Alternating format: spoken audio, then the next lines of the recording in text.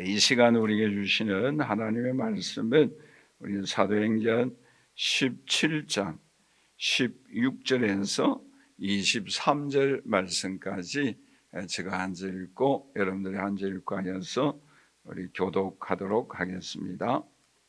바울이 아데네에서 그들을 기다리다가 그 성에 우상이 가득한 것을 보고 마음에 격분하여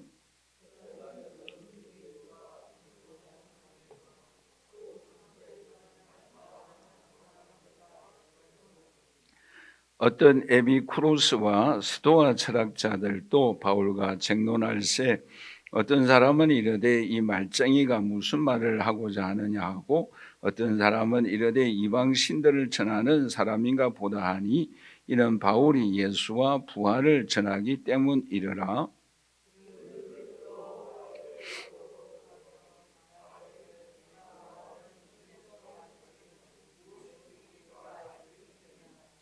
네가 어떤 이상한 것을 우리 귀에 들려주니 그 무슨 뜻인지 알고자 하노라 하니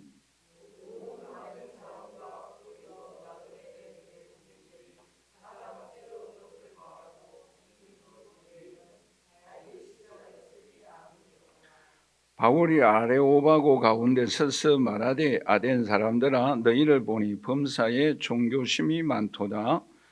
내가 두루 다니며 너희가 위하는 것들을 보다가 알지 못하는 신에게라고 새긴 단도 보았으니 그런즉 너희가 알지 못하고 위하는 그것을 내가 너희에게 알게 하리라. 아멘. 여러분 마을에 이런 모습을 보신 적이 있습니까? 제가 초등학교 다닐 때에 학교에 갔다 왔다 하면서 본 것이 있는데 그것이 뭔가 하면은 큰 나무가 한 그릇 있었어요. 근데 그 나무는 쏙이 비어져 있었어요. 새카맣게. 근데 간혹 가다가 보면은 거기에 촛불이 있고 또 과자도 있고 또 사과, 과일도 있고 또 떡도 있었어요. 저도 그거 모르고 먹은 적이 있습니다. 친구들과 같이 나누어 먹었어요. 근데 먹었다고 하니까 부모님에게 혼난 적이 있어요. 거기에 그러한 것을 놓고 마치 소원을 빌지 않습니까? 그런데 옛날에는 몰랐는데 그 나무가 굉장히 큰 나무였어요. 그런데 속이 비어져 있었고 새카맣게 타 있었어요. 그런데 그때는 왜 속이 비어 있고 탔는지 몰랐어요. 근데 지금 곰곰이 생각해 보니까 사람들이 하도 소원을 말하는데 줄 수 있는 능력이 없잖아요. 그러니까 속이 텅텅 비고 새카맣게 탔다라는 거죠. 여러분, 그 네팔에도 우상이 굉장히 많아요. 제가 인터넷 검색을 하였는데 약 3억 5천만 개가 있다라는 거예요. 별로 느낌이 없으신데 이 네팔에는 길을 가다가 돌에 부딪혀서 넘어질 수도 있잖아요. 그렇죠? 그러면은 그게 돌에 무슨 힘이 있는가라고 여겨져서 그것을 우상화한다라는 거예요. 그래서 제가 가다가 넘어질 뻔하였으면은 표시를 한대요. 표시를 해서 지나간 사람들도 여기에 이 돌은 무슨 힘이 있는가라고 여겨져서 우상화한다라는 것입니다. 그러니까 그만큼 우상이 많다라는 거지요. 근데 오늘 본문에 나타나 있는 아테네, 지금 아테네라는 지역이죠. 이 아테네는 굉장히 많은 우상들이 있었어요. 공식 우상만 하더라도 300여 개가 있고 우상 신상이 3만여 개 있었다라고 말을 합니다. 그러니까 굉장히 우상이 많았다라는 사실을 여기서 오늘 우리에게 말씀해 주고 있지요. 그런데 이 바울 당시에 이 로마하고 아테네라는 이 큰 두 도시가 있었는데 이 두 도시는 로마는 정치 행정의 세계 수도라고 한다면 이 아테네는 문화와 철학과 패션의 도시였다라고 말할 수가 있죠. 마치 우리가 미국을 가리켜서 워싱턴은 행정, 정치의 수도라고 한다면 뉴욕은 뭐예요? 패션이라든지 그 학교 지식의 수도라라고 말할 정도로 이 로마와 아테네는 굉장히 발전하고 부흥하였던 도시였습니다. 그런데 이러한 도시에 이 사도 바울이 어떻게 오게 되어졌는가라는 것이요. 한마디로 말씀드리면 이 아테네에 온다라는 것은 전혀 계획이 없었어요. 어떻게 왔습니까? 핍박으로 인하여 이 아테네에 오게 되어집니다. 여러분 사도행전 17장 5절 말씀을 우리 한번 다 같이 읽어보도록 할까요? 그러나 유대인들이 시기하여 저자의 어떤 불량한 사람들을 데리고 때를 지어 성을 소동하게 하여 야손의 집에 침입하여 그들을 백성에게 끌어내려고 찾았으나, 그러니까 이 말씀은 어떤 의미인가 하면은 데살로니가에 가서 복음을 증거하는데 유대인들이 이 사도 바울과 전도 일행을 핍박했다라는 내용의 말씀이에요. 그런데 데살로니가에서 핍박하였는데 어디로 도망갔습니까? 베레아에 도망갔어요. 베레아에 가서 복음을 전하는데 예수 믿는 사람들이 많다라는 소문을 듣고 이 데살로니가에서 유대인들이 핍박하였던 그 사람들 어디까지 왔습니까? 베레아까지 왔어요. 그런데 이 베레아까지 와서 핍박을 하니까 결국에는 이 베레아에서 예수 믿었던 사람들이 어디까지 동행을 하는가 하면은 저 아덴까지 동행하여서 함께 가게 되어집니다. 그 내용의 말씀이 사도행전 17장 15절 말씀에 나오고 있는데 우리 같이 한번 읽어보도록 할까요? 바울을 인도하는 사람들이 그를 데리고 아덴까지 이르러라고 말씀을 하고 있지요. 그러니까 바울과 동행한 사람은 누구예요? 베레아 사람들이에요. 근데 왜 이 사람들이 아덴까지 가는가 하면은 핍박하는 사람들이 바울과 전도 일행을 죽일까봐 두려워서 동행하게 되었습니다. 근데 여러분 우리 그림을 한번 볼까요? 사진에 보시면 이 데살로니가에서 베레아로 갔잖아요. 이 거리가 80km예요. 그리고 베레아에서 여기 아테네까지는 배를 타고 와야 합니다. 몇 킬로인가 하면은 320km예요. 그러니까 베레아에 예수 믿었던 사람들이 바울이 핍박으로 인하여 죽을까봐 어려움에 부딪힐까봐 함께 배를 타고 동행을 하였다라는 것이죠. 굉장한 헌신의 사람이다라는 것을 우리가 여기서 살펴볼 수가 있습니다. 그런데 이렇게 핍박 때문에 아테네에 도착한 이 바울은 이 느낌이 어떠한가? 그러니까 겉으로 보기에는 굉장히 웅장한 도시잖아요, 그렇죠? 예술의 도시고 패션의 도시고 우상이 너무너무 많은 그러한 곳이다라는 거죠. 어떤 사람들은 이 예수님 탄생 500년 전부터 헬라 문화가 굉장히 발달하였다라고 할 정도로 이 아테네는 고대부터 부흥하였고 발전한 도시 중에 하나입니다. 뿐만 아니라 여러분들이 잘 아는 플라톤, 소크라테스, 아리스토텔레스 이러한 철학자들이 어디의 출신입니까? 아덴 출신이에요.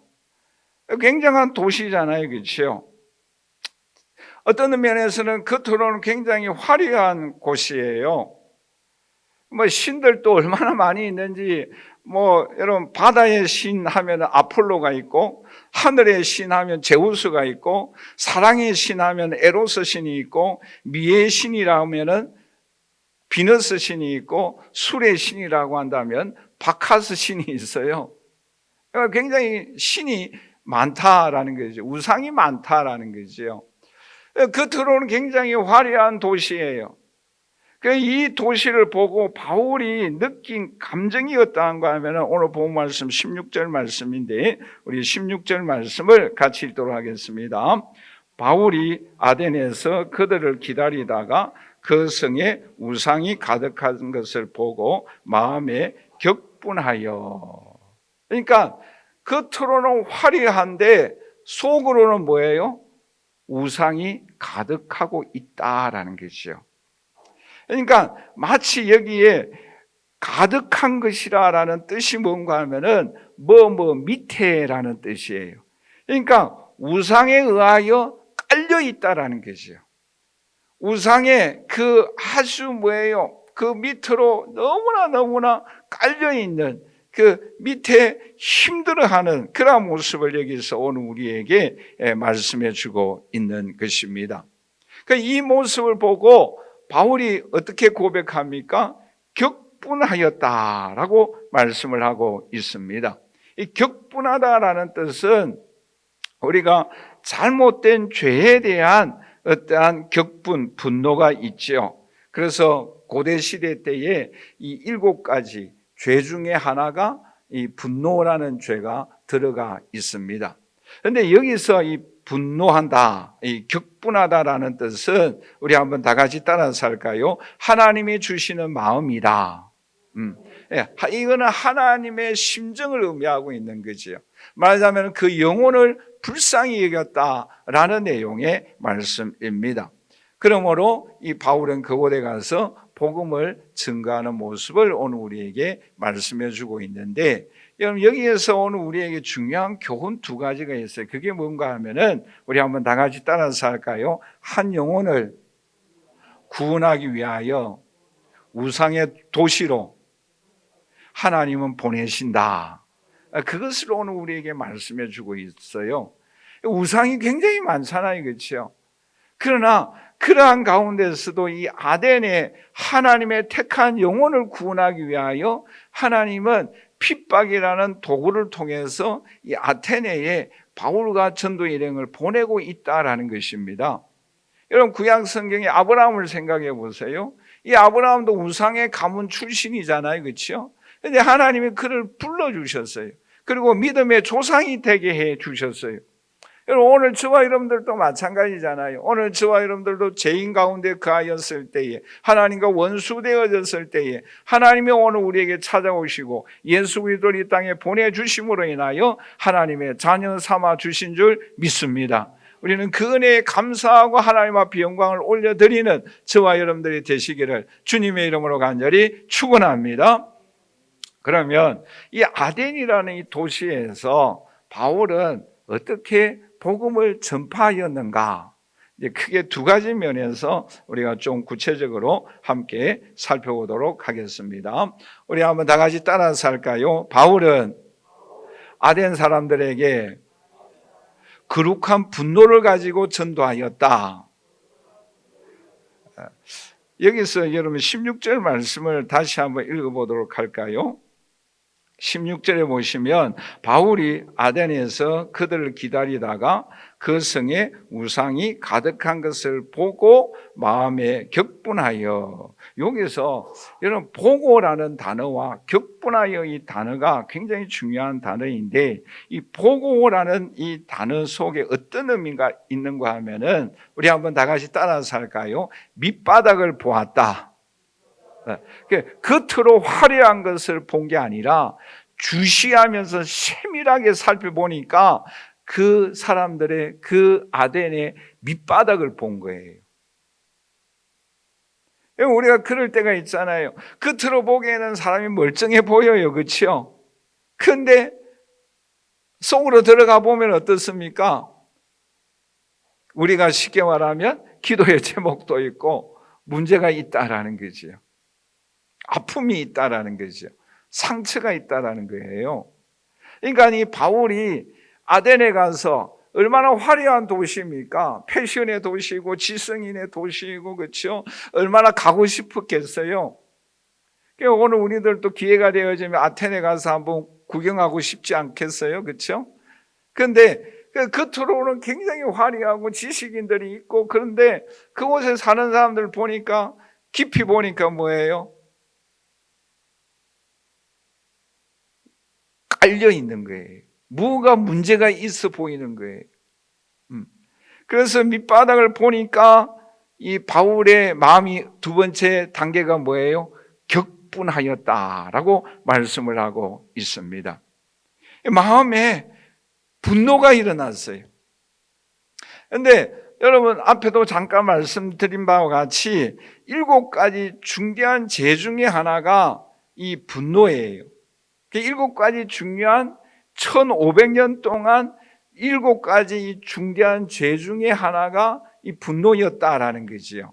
그 7가지 죄가 뭔가 하면은 교만, 시기, 나태함, 탐심, 탐욕, 정욕, 그 중에 나머지가 분노였어요. 그러니까 죄예요. 분노. 그리고 화를 낼 때가 있잖아요. 그렇죠? 분노할 때가 있다라는 거죠. 근데 여기 분노라는 이 단어는 어떤 단어인가 하면은 헬라어를 사용해서 죄송합니다만은 파록시노라는 단어예요. 우리 한번 다 같이 따라서 할까요? 파록시노. 예, 이 파록시노라는 이 단어는 성경에서 2군데 사용했어요. 신약 성경에서. 한 군데가 어디 있는가 하면은 고린도전서 13장 5절인데 우리 한번 다 같이 읽도록 하겠습니다. 무례히 행하지 아니하며 자기의 유익을 구하지 아니하며 성내지 아니하며, 여기 성내지 아니하면 이 단어가 파록시노라는 단어예요. 이 단어는 앞에서 잠깐 말씀드린 것처럼 어떤 의미의 단어인가 하면은 하나님이 주시는 마음이에요. 우리 한번 다 같이 따라서 할까요? 성령을 의미하고 있다. 그러니까 이 파록시노라는 이 단어는 하나님이, 성령님이 기뻐하는 감정을 의미하고 있는 거예요. 하나님이 주시는 마음이다라는 거예요. 그러니까 이 마음을 가진 인물들이 누가 있었는가 하면은 신약에서 산 사람, 구약에서 산 사람 찾으면은 여러분 누가 생각납니까? 구약 인물들 가운데서 이 파록시노라는 이 분노, 거룩한 분노를 가진 사람이 누가 생각나십니까? 다윗을 생각해 보세요. 다윗을 생각해 보시면 블레셋 장군 골리앗을 죽일 때에 이 다윗이 어떤 마음으로 나아갔습니까? 사무엘상 17장 45절에 우리 한번 다 같이 읽어보도록 하겠습니다. 다윗이 블레셋 사람에게 이르되 너는 칼과 단창으로 내게 나아오거니와 나는 만군의 여호와의 이름 곧 네가 모욕하는 이스라엘의 군대와 하나님의 이름으로 네게 나아가노라. 즉 다윗이 골리앗에게 나아갈 때는 어떤 마음으로 올라갔어요? 하나님의 이름을 모욕하니까, 그 하나님 믿는 이스라엘 군대를 모욕하니까 마음속에 거룩한 분노가 생긴 거예요. 그 거룩한 분노를 가지고 하나님이 기뻐하시는 마음을 가지고 골리앗 앞으로 나아갔던 거예요. 그럴 때 어떤 은혜를 베풀어 주었어요? 골리앗을 이기게 하여 주시는, 승리하게 하여 주시는 은총을 베풀어 주셨다라는 것입니다. 또 여러분 예수님을 한번 생각해 보세요. 예수님도 신약 성경에서 요한복음에서 유월절이 가까워졌을 때 예루살렘에 올라갔을 때 성전에서 장사하는 사람들이 있었잖아요. 그럴 때 어떻게 하였습니까? 요한복음 2장 16절에 같이 읽도록 하겠습니다. 비둘기 파는 사람들에게 이르시되 이것을 여기서 가져가라. 내 아버지의 집으로 장사하는 집을 만들지 말라. 막 뒤집어 엎었다라는 거죠. 자, 그러면 이 바울은 어떻게 여기서 거룩한 분노를 표출하였는가? 여기에 오늘 우리에게 중요한 교훈이 있습니다. 여러분, 바울은 이 거룩한 분노를 어떻게 표출했습니까? 어떻게 나타났습니까? 우리 한번 다 같이 따라서 할까요? 성령에 의하여 통제를 받아야 한다. 여러분, 우리의 마음속에 때때로는 분노가 일어날 때가 있어요, 없어요? 있을 때에 그 분노가 화로 마귀가 틈타는 역할을 하는 그 일로 나타나지 아니하려고 하면은 우리는 성령의 통제를 받아야 합니다. 그 통제를 그러면 우리가 어떻게 받고 어떻게 나타나야 합니까? 바울은 오늘 본 말씀 17장 17절에 이렇게 말씀을 하고 있죠. 우리 한번 나같이 읽도록 하겠습니다. 회당에서는 유대인과 경건한 사람들과 또 장터에서는 날마다 만나는 사람들과 변론하였다. 그러니까 바울은 속에서 일어나는 거룩한 분노를 어디에 표출했어요? 전도했다라는 거예요. 복음을 증거했습니다. 자, 그러면 성경에서 이 나타나는 이 분노를 어떤 식으로 그 분노를 나타냈는가 한 인물을 우리가 함께 좀 더 살펴본다고 한다면, 여러분 잘 아는 사무엘상 1장 6절을 우리 한번 먼저 성경을 읽어보도록 하겠습니다. 같이 읽겠습니다. 여호와께서 그에게 임신하지 못하게 하심으로 그의 적수인 브니나가 그를 심히 격분하게 하여 괴롭게 하더라. 그러니까 뭐예요? 브니나가 한나를 괴롭혔어요. 그러니까 너 임신하지 못하지 않느냐? 나는 임신했어. 얼마나 마음이 분통이 일어나겠어요? 얼마나 화가 나겠어요? 얼마나 격분되겠습니까? 한데 그치요. 한번 그야말로 머리 집어 잡고 싸우고 싶지 않겠어요? 쌍욕이 나오고, 여러분들은 너무 그룩해갖고 전혀 그런 말을 하면 반응이 없는데, 여러분 그런 마음이 들지 않겠어요? 근데 이 한나는 그 분노를 어떻게 표출했는가 하면은 1장 10절 우리 같이 한번 읽어보도록 하겠습니다. 한나가 마음이 괴로워서 여호와께 기도하고 통곡하며. 보세요. 이 한나가 마음속에 격분했어요. 괴로웠어요. 어떤 사람, 어떤 일에 의해서 오늘 우리가 화가 날 때가 있어요, 없어요? 막 한 대 그냥 때려주고 싶고 막 입에서 온갖 말들이 나오려고 싶는데, 우리가 그렇게 하면 속이 시원하지만 마음은 편치가 않죠. 그런데 이 한나는 이 괴로움을, 이 브니나를, 이 문제를, 이 사람을 어떻게 해결하였습니까? 하나님 앞에 기도했어요. 이게 참 중요하다라는 거예요. 그럴 때 하나님은 이 한나에게 사무엘을 주셨고 또 다른 자녀들을 선물로 주셨던 것입니다. 여러분, 오늘 우리에게 이 우상 숭배하는 그 아덴의 도시의 사람들을 바라보면서 이 바울은 속이 뒤집어졌어요. 화가 났어요. 격분하였어요. 그러나 그 격분은 하나님이 기뻐하는 마음이었어요. 왜요? 성령이 통제하고 있었어요.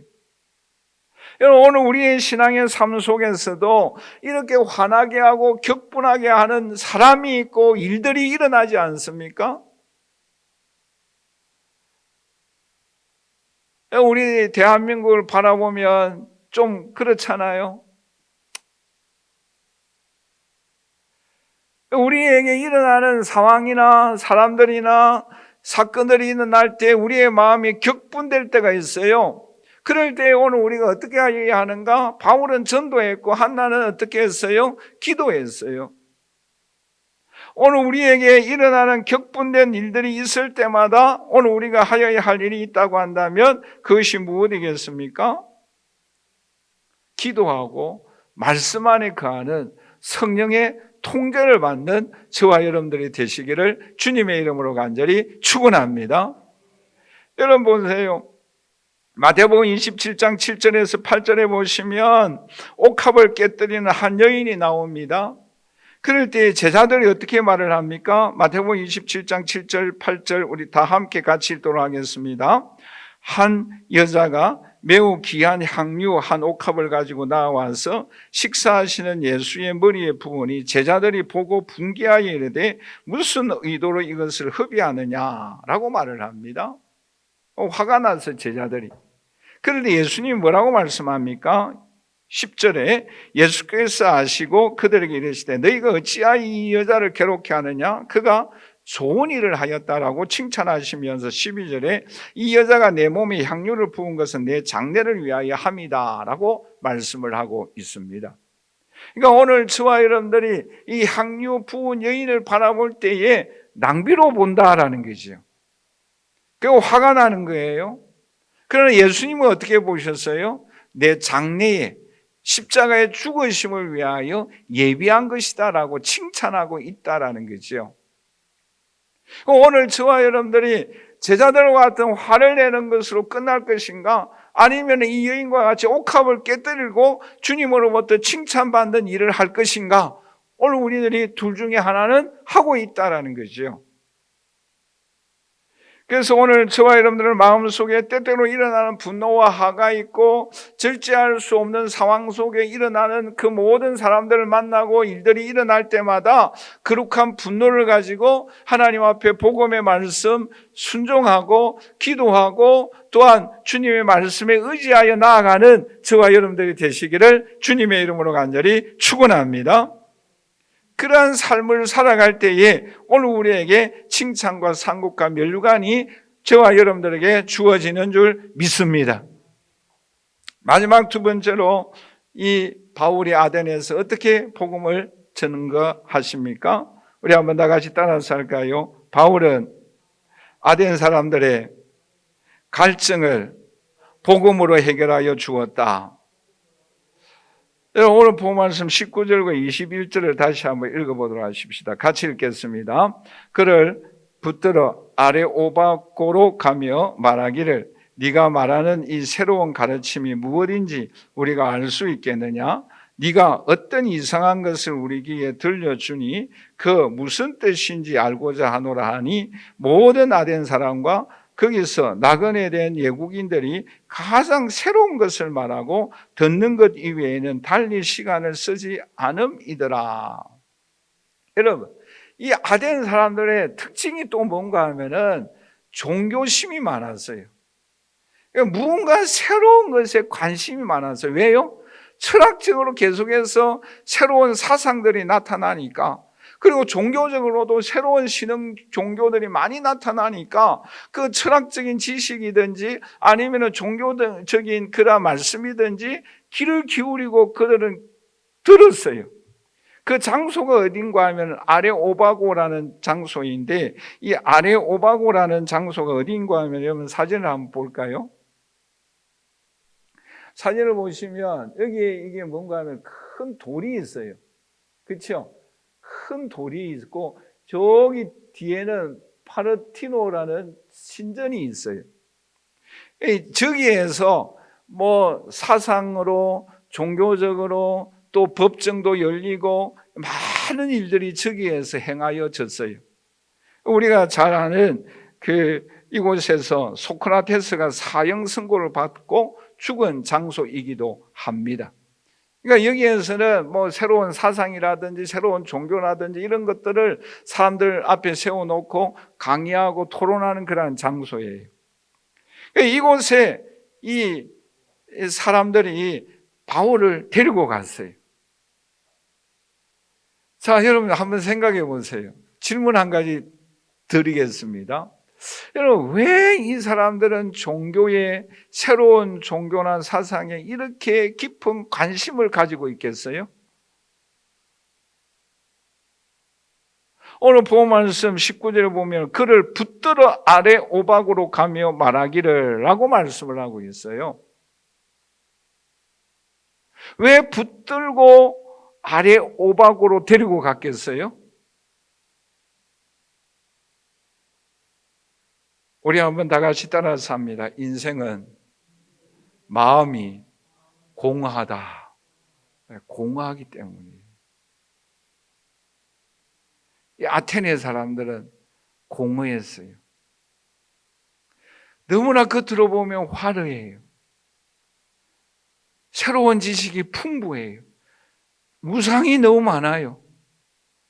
왜 그렇습니까? 공허하기 때문이에요. 여러분, 사마리아 여인을 생각해 보세요. 시간은 12시예요. 지금 살고 있는 남편도 6번째 남편이에요. 그의 마음이 공허하였기 때문에 계속 새로운 것을 추구하는 거예요. 왜요? 만족이 없어요. 마르니 몬로 잘 아시잖아요. 이 사람은 매일마다 하루에 한 번씩 당신은 너무너무 이쁩니다라는 말을 안 들으면 잠이 안 온 여인이에요. 이 사람의 사망 원인이 뭔지 아세요? 수면제, 다량 복용으로 36세의 젊은 나이에 죽습니다. 왜요? 너무 화려하잖아요. 뭐 이렇게 치마 이렇게 뭐 바람 날리고 뭐 그런 장면이 있잖아요. 그렇죠? 너무 이쁘잖아요. 화려하지만 뭐예요? 공허한 거예요. 오늘날 이 시대에 살아가는 사람들을 한번 생각해 보세요. 오늘 우리 주변의 사람들을 한번 생각해 보세요. 잘 살고 있는 것 같은데 그 마음은 공허한 사람들이 많이 있습니다.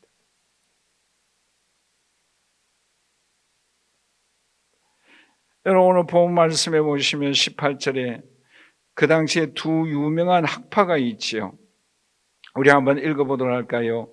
어떤 에피쿠로스와 스토아 철학자들도 바울과 쟁론하니. 그만 읽도록 하십시다. 여기서 에피쿠로스 학파와 스토아 학파는 어떤 학파인가 하면은 에피쿠로스 학파는 쾌락을 추구합니다.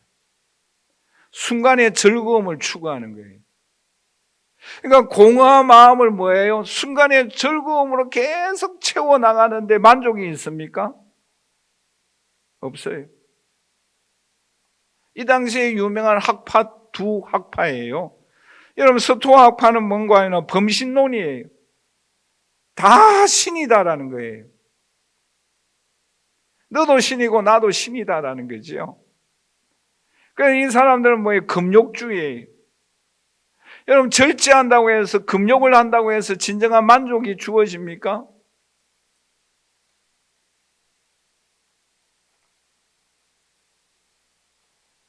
진정한 행복이 주어질 수 있습니까? 예레미야 2장 13절에 이렇게 증의하고 있습니다. 우리 한번 다 같이 읽어보도록 하겠습니다. 내 백성이 두 가지 악을 행하였나니 곧 그들이 생수에 그는 대신 나를 버린 것과 스스로 웅덩이를 판 것인데 그것은 그 물을 가두지 못할 터진 웅덩이다라고 말씀하고 있습니다. 여러분 왜 이렇게 사람들이 공허합니까? 왜 만족을 못합니까? 그것은 하나님을 버렸기 때문인 줄 믿습니다. 아무리 채우려고 하여도 채워지지 아니하는 뭐예요? 웅덩이에 지금 터져 있는 거예요. 그러니까 위로는 계속 붓고 있는데 뭐예요? 흘러내려 버리는 거예요. 만족이 없는 거예요. 채워지지가 않는 거예요.